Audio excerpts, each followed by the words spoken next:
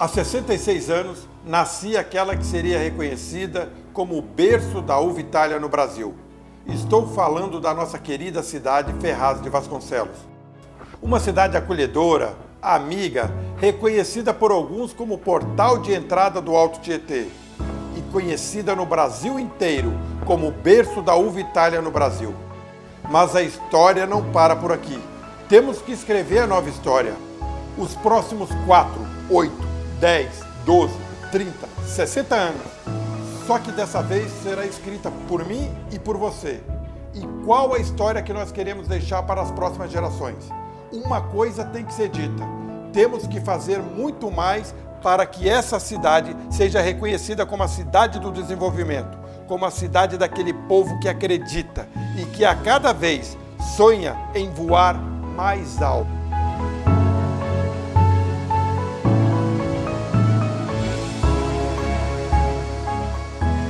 A história de Ferraz de Vasconcelos começa com a passagem de tropeiros pela cidade, que na época pertencia ao município de Mogi das Cruzes.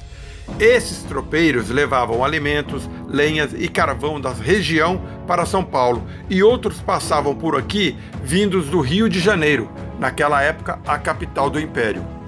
Os tropeiros faziam o caminho que passava pelo bairro do Lajeado, em Guaianazes. Daí surge o vilarejo, originado da parada destes tropeiros à beira de um córrego, que foi sendo represado e passou a ser conhecido como Tanquinho.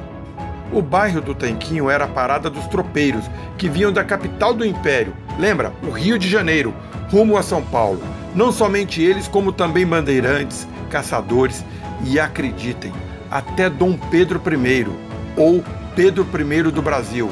Esse que foi o primeiro imperador do Brasil, que governou durante o período de 1822 e 1831.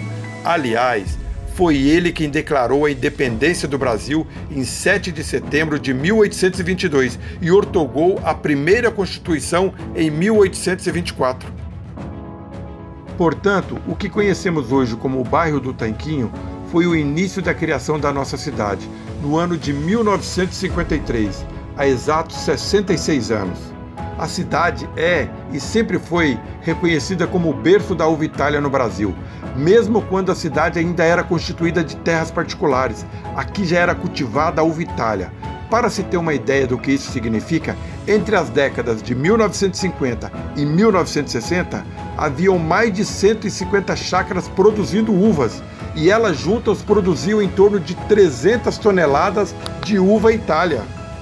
Mas foi graças a políticas equivocadas e a políticos sem visão administrativa que nessas últimas décadas essa identidade cultural de Ferraz de Vasconcelos se perdeu e hoje está quase morrendo, na UTI.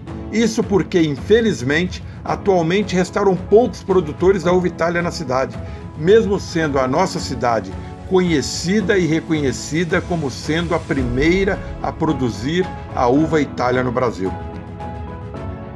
O nome de nossa cidade é uma merecida homenagem póstuma ao engenheiro da Estrada de Ferro Central do Brasil, José Ferraz de Vasconcelos, mineiro, nascido em 1880. Foi ele quem projetou a antiga estação de trem da então Vila Romanópolis, motivo pelo qual foi homenageado. Naquele tempo era comum batizar estações com o nome do engenheiro que a projetou.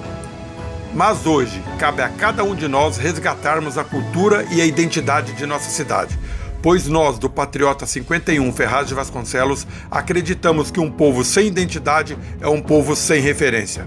Vem com a gente acreditar!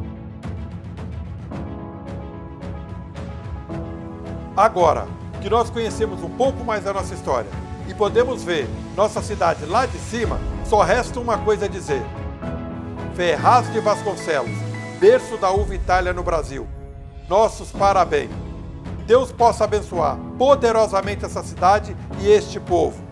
Como nós temos dito, quando se tem uma promessa, só uma coisa resta: acreditar.